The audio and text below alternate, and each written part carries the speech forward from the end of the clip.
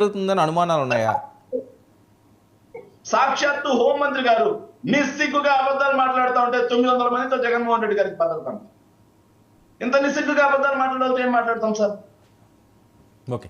So ఈ రోజుకైనా జగన్మోహన్ రెడ్డి గారి విషయంలో ప్రభుత్వం ఖచ్చితంగా జగన్మోహన్ రెడ్డి గారి భద్రతా విషయంలో సమీక్షించాల్సిందే. ఓకే ఓకే ఆనంద్ సార్ గారు, ఎందుకు జగన్మోహన్ రెడ్డి గారు భద్రత విషయంలో ఇంత కాంట్రవర్సీ తీసుకొస్తున్నారు? అది మీకే ఇబ్బంది అవుతుంది ప్రజల్లో అని చెప్పి వాళ్ళు మాట్లాడుతున్నది. కాంట్రవర్సీ చేసుకుని ఆయన మీడియాలో ఉంటున్నాడు జగన్మోహన్ రెడ్డి వర్మ గారు. ఏమి లేదు, మాజీ ముఖ్యమంత్రికి ఏమని ఈయన ఉండండి, శేఖర్ రెడ్డి గారు మాట్లాడుతున్నాం కదా, మీది అయిపోయింది, ఆగండి మీరు. మాజీ ముఖ్యమంత్రులు ఈయన ఒక్కడే కొత్తగా ఇవాళ రాలేదు రాష్ట్రంలో. 16 మందో 17 మందో అప్పుడే మాజీ ముఖ్యమంత్రులు అయ్యారు.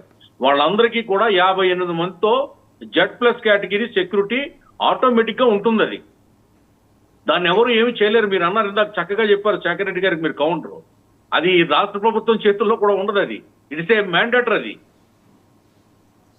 మీరు చంద్రబాబు నాయుడు గారు అలిపిరి సంఘటన జరిగినప్పుడు, బాంబ్ బ్లాస్టింగ్ జరిగినప్పటి నుంచి కూడా అది ఆయన కంటిన్యూ అవుతుంది.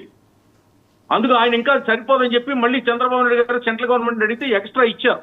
ఇప్పుడు కూడా ప్రభుత్వాన్ని అడగలేదు, గవర్నర్ని అడగలేదు, స్పీకర్ని అడగలేదు, కేంద్రాన్ని అడగలేదు, ఈవెన్ రాష్ట్రపతికి కూడా ఆయన పోనీ అక్కడ కూడా అప్పీల్ చేసుకోలేదు. ఎవరు కాదనలేదు, ఎవరు తిరస్కరించలేదు, ఎవరు లేదనలేదు. ఆయనే కోర్టుకు వెళ్ళిపోతాడు సరాసరి. కాదండి, రాష్ట్రపతికి కాదు ఆనంద్ సార్ గారు, రాష్ట్రపతికి అప్పీల్ చేయకపోవడం ఏంటండి? రాష్ట్రపతి పాలన పెట్టాలని డిమాండ్ చేశారు ఆయన. అది కరెక్టే. రాష్ట్రపతి పాలన పెట్టమన్న దాంట్లో నాకు ప్రాణహాని ఉందనే పాయింట్ యాడ్ చేయలేదు. రాష్ట్రం నాశనం అయిపోయింది, 50 రోజుల్లో సర్వనాశనం అయిపోయింది, నేను పువ్వులాగా కాపాడాను, రాష్ట్రానికి ఒక రక్షణ కవచంలాగా కాపాడాను, పసిబిడ్డలాగా ఓదార్చాను, పాలిచ్చాను, పెంచాను, బొబ్బెట్టాను రాష్ట్రాన్ని. అటువంటి రాష్ట్రాన్ని ఇదిగో కూటమి వచ్చి తునాతునకలు చేస్తుందని చెప్పి అక్కడ కేంద్రంలో యాగి చేశాడు ఆయన. అక్కడ మాత్రం అందరూ కావాలి. ఏది ఎవరో రెడ్డి, మన ములాయం సింగ్ యాదవ్ కొడుకు కావాలి, ఇంకా ఇతర శివసేన కావాలి, ఆసియాన్ కావాలి, ఈశాన్ కావాలి, అందరూ సపోర్ట్ కావాలి ఢిల్లీలో. ఇక్కడ మాత్రం ఒంటరిగా ఉంటానంటాడు ఆయన. ఏది నిజమండి? 2 నాలుకలు, అవసరమైతే 1000 నాలుకలతోటి వాళ్ళు నోరిపితే అబద్ధాలు మాట్లాడతారు. ఒక దళిత యువకుడు సీతానగరంలో రాజమండ్రి దగ్గర ఇసుక లారీని అడ్డుకుంటే గుండు గోయించారు పోలీస్ స్టేషన్ లో కూర్చోబెట్టి మీ పార్టీ పెద్దలు. అలాగే మంత్రులు పెంచాడని ఆ పెద్దిరెడ్డి ఆ నియోజకవర్గంలో ఒక దళితుడు మాట్లాడితే తెల్లారేటప్పుడు ఉరిది చంపారండి. ఎక్కడ తెలుగుదేశం పాలన, ఎక్కడ మీ పాలన? నక్కెక్కడ, నాకలోకం ఎక్కడ? మా పరిపాలన స్వర్ణయుగం, ప్రజలు మెచ్చే పాలన తెచ్చింది తెలుగుదేశం పార్టీ, రాజకీయాలు గుట్టు విప్పింది తెలుగుదేశం పార్టీ. ఇవాళ కూటమి అంటే ఏంటి? కేంద్రంలో బీజేపీ, ఇక్కడ జనసేన, తెలుగుదేశం పార్టీ. ఈవేళ 50 రోజులు 30 రోజులు కూడా గడవకుండానే రాష్ట్రానికి ఎన్ని వేల నిధులు కేంద్రం నుంచి వచ్చాయి ఆలోచించండి. మీరేమో తేగలిగారా? ఆఖరికి వెనుకబడిన జిల్లాల అభివృద్ధికి ఇచ్చే నిధులు కూడా 5 ఏళ్లలో మీరు తేలేకపోయారంటే మీరు అసమర్థులు కాదా? మీరు చేతగాని వాళ్ళు కాదా? మీరు చౌటలు కాదా? మీరు దద్దమ్మలు కాదా? మీరు నపోసుకులు కాదా? ఒప్పుకోండి. ప్రజలు శిక్షించగలుగుతున్న నిజాలు ఒప్పుకోవాలి మీరు. మేము హీరోలని